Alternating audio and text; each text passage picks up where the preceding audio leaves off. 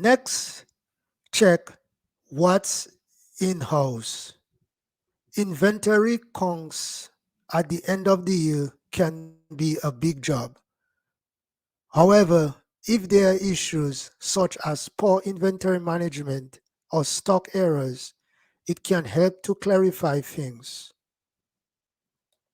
If there is a significant gap between your inventory count and your accounting, it should be addressed right away.